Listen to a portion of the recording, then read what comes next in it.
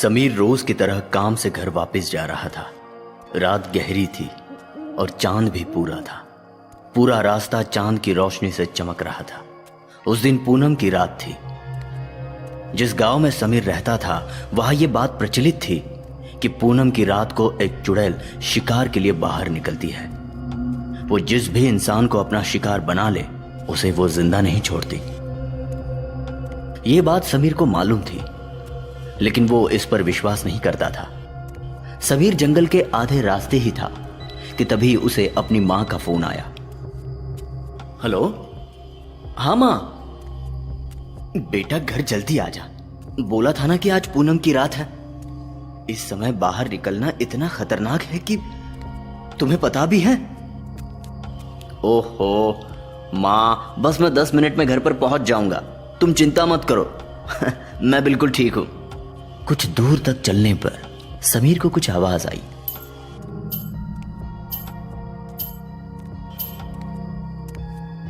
आवाज सुनकर समीर को थोड़ा अजीब लगा। इस सुनसान जंगल में पायल की छन छन। लगता है मेरी ही तरह कोई जंगल से गुजर रहा होगा। ऐसा सोचकर समीर आगे बढ़ने लगा। उसे फिर पायल की छन छन की आवाज आने लगी और ये आवाज अब और भी तेज होती जा रही थी, जिसे सुनकर इस बार समीर को थोड़ी घबराहट होने लगी। वो इस डरावने सन्नाटे में अपनी आंखें चारों तरफ घुमाने लगा, लेकिन उसे कुछ भी दिखाई नहीं दिया।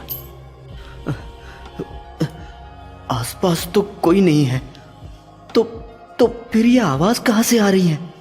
कि तभी उसे अपने पीछे से किसी की आवाज सुनाई दी।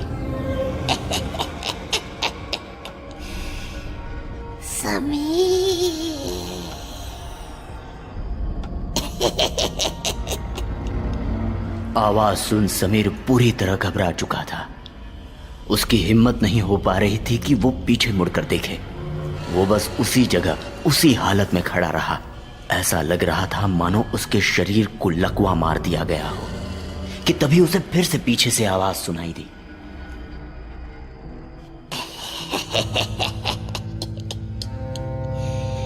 समीर, क्या हुआ? मुड़कर भी नहीं देखोगे?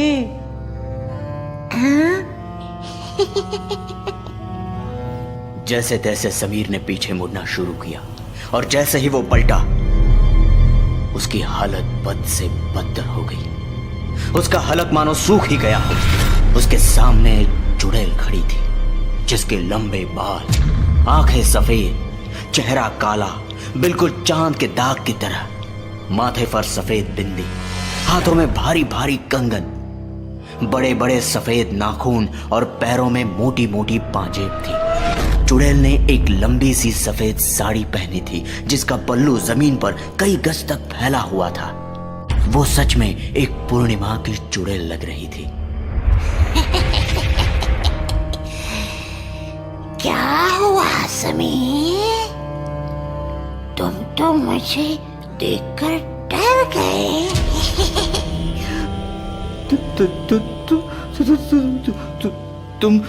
तुम ही पूर्णिमा की चुड़ैल हो? समीर, तुम मुझे पूछ रहे हो कि बता रहे हो?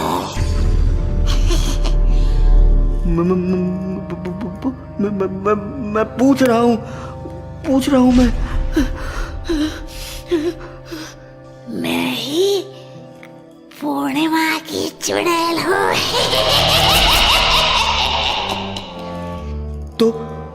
तो ये सच बात है? तुम सच में हो?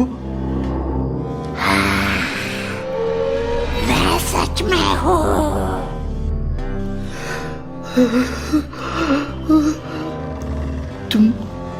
तुम मुझसे क्या चाहती हो? तुम्हारी मौत। पर मैंने तुम्हारा कुछ नहीं बिगाड़ा। तुम मुझे क्यों मारना चाहती हो? मुझे जाने दो। क्या सच में तुम्हें याद नहीं? क्या? कि तुमने मेरा क्या बिगाड़ा था?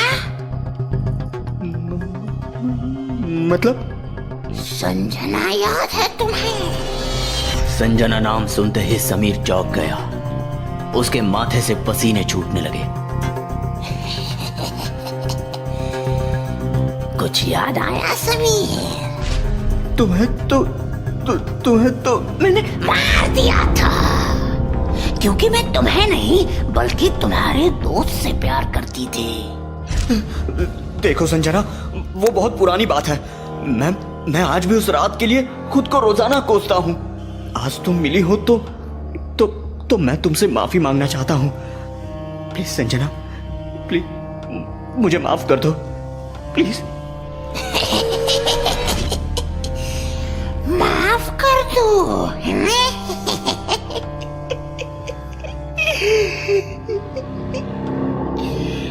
उस रात भी मैं तुम्हारे सामने बहुत किड़किड़ाई थी, तुम्हारे सामने भीख मांगी थी मैंने, रोई थी, चिल्लाई थी, मगर तुम मुझे मारते रहे, मारते रहे, मारते रहे।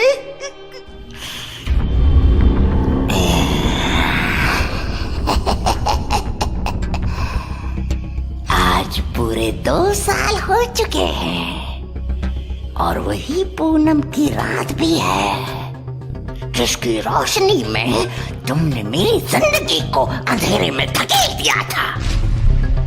और आज अंधेरा कैसा होता है उसे जानने की अब तुम्हारी बारी है।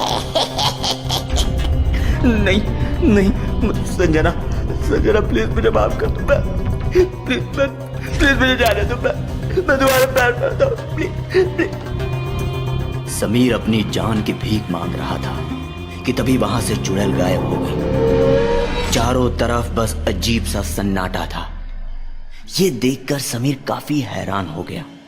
उसे कुछ भी समझ नहीं आ रहा था कि आखिर चुड़ैल कहां गई, कि तभी एकाएक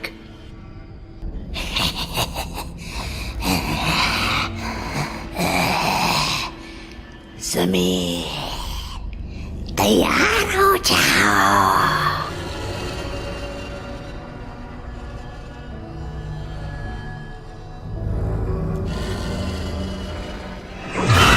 चुड़ैल ऐसा कहते ही समीर का अपनी लंबी सफेद साड़ी के पल्लू से गला दबाने लगी।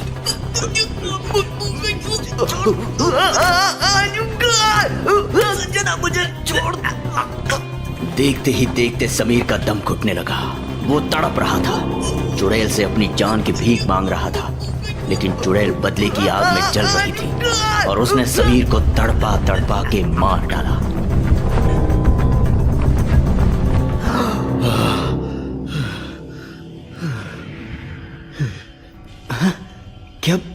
क्या मैं बच गया?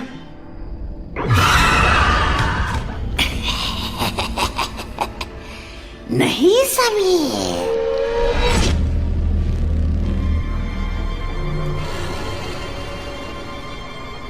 क्या हुआ समीर? अपनी ही लाश को देखकर घबराहट हो गई। अंधेर नगरी में स्वागत है तुम्हारा।